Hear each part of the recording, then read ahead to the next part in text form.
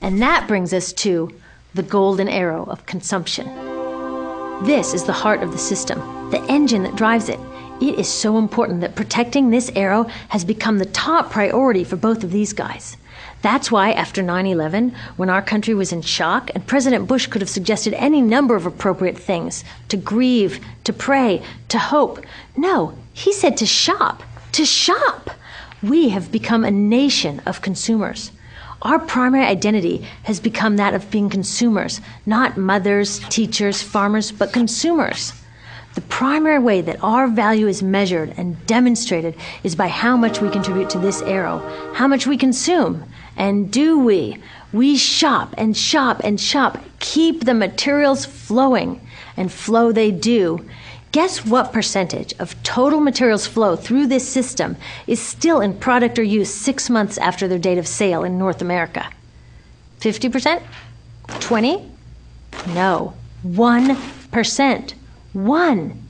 In other words, 99% of the stuff we harvest, mine, process, transport, 99% of the stuff we run through this system is trashed within 6 months. Now, how can we run a planet with that level of materials throughput? It wasn't always like this. The average U.S. person now consumes twice as much as they did 50 years ago. Ask your grandma. In her day, stewardship and resourcefulness and thrift were valued. So how did this happen? Well, it didn't just happen. It was designed. Shortly after World War II, these guys were figuring out how to ramp up the economy. Retailing analyst Victor Lebeau articulated the solution that's become the norm for the whole system. He said, our enormously productive economy demands that we make consumption our way of life, that we convert the buying and use of goods into rituals, that we seek our spiritual satisfaction, our ego satisfaction in consumption. We need things consumed, burned up, replaced, and discarded at an ever-accelerating rate. President Eisenhower's Council of Economic Advisors chairman said that the American economy's ultimate purpose is to produce more consumer goods. More consumer goods? Our ultimate purpose? Not provide health care or education or safe transportation or sustainability or justice? Consumer goods? How did they get us to jump on board this program so enthusiastically? Well, two of their most effective strategies are planned obsolescence and perceived obsolescence. Planned obsolescence is another word for designed for the dump. It means they actually make stuff to be useless as quickly as possible, so we'll chuck it and buy a new one. It's obvious with things like plastic bags and coffee cups, but now it's even big stuff. Mops, DVDs, cameras, barbecues even, everything. Even computers. Have you noticed that when you buy a computer now, the technology is changing so fast that in just a couple of years, it's actually an impediment to communication? I was curious about this, so I opened up a big desktop computer to see what was inside. And I found out that the piece that changes each year is just a tiny little piece in the corner. But you can't just change that one piece because each new version is a different shape. So you gotta chuck the whole thing and buy a new one. So I was reading industrial design journals from the 1950s when planned obsolescence was really catching on. These designers are so open about it. They actually discuss how fast can they make stuff break that still leaves the consumer having enough faith in the product to go out and buy another one. It was so intentional. But stuff cannot break fast enough to keep this arrow afloat. So there's also perceived obsolescence. Now, perceived obsolescence convinces us to throw away stuff that is still perfectly useful. How do they do that? Well, they change the way the stuff looks. So if you bought your stuff a couple of years ago, everyone can tell that you haven't contributed to this arrow recently.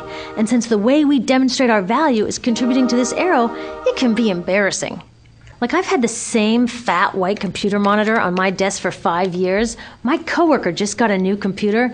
She has a flat, shiny, sleek monitor. It matches her computer, it matches her phone, even her pen stand.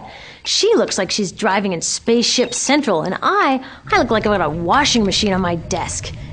Fashion is another prime example of this. Have you ever wondered why women's shoe heels go from fat one year to skinny the next to fat to skinny? It's not because there's some debate about which heel structure is the most healthy for women's feet.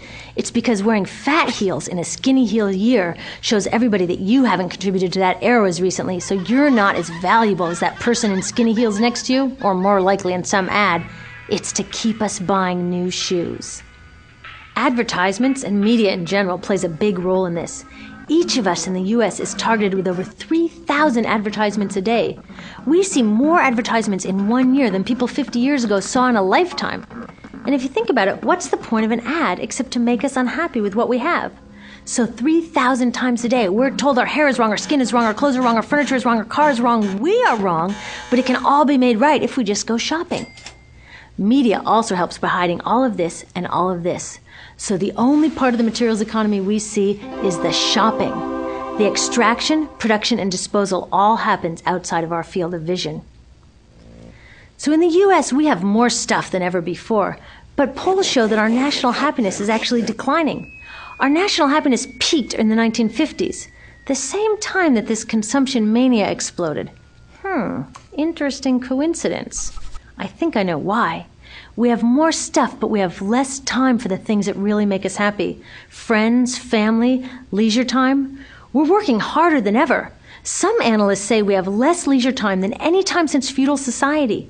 And do you know what the two main activities are that we do with the scant leisure time we have? Watch TV and shop. In the U.S., we spend 3 to 4 times as many hours shopping as our counterparts in Europe do.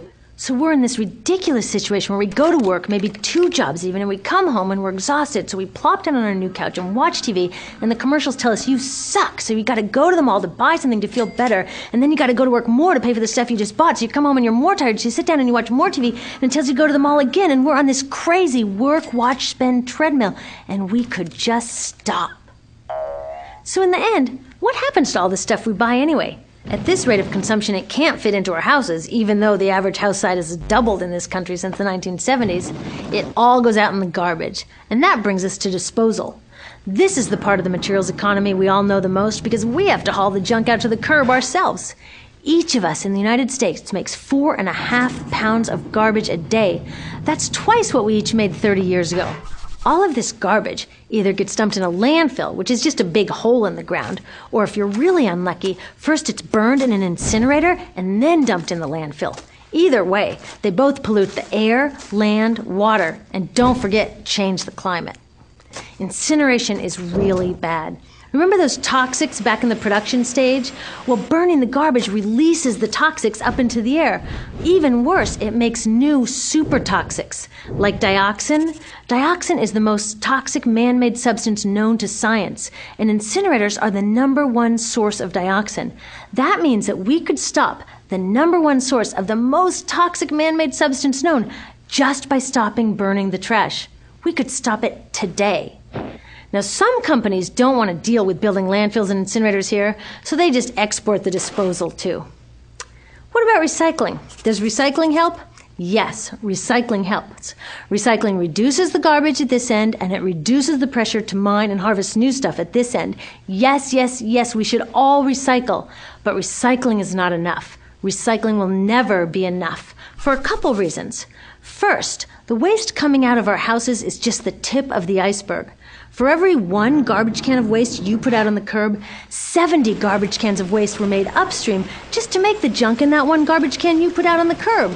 So even if we could recycle 100% of the waste coming out of our households, it doesn't get to the core of the problems. Also, much of the garbage can't be recycled, either because it contains too many toxics or it's designed not to be recyclable in the first place.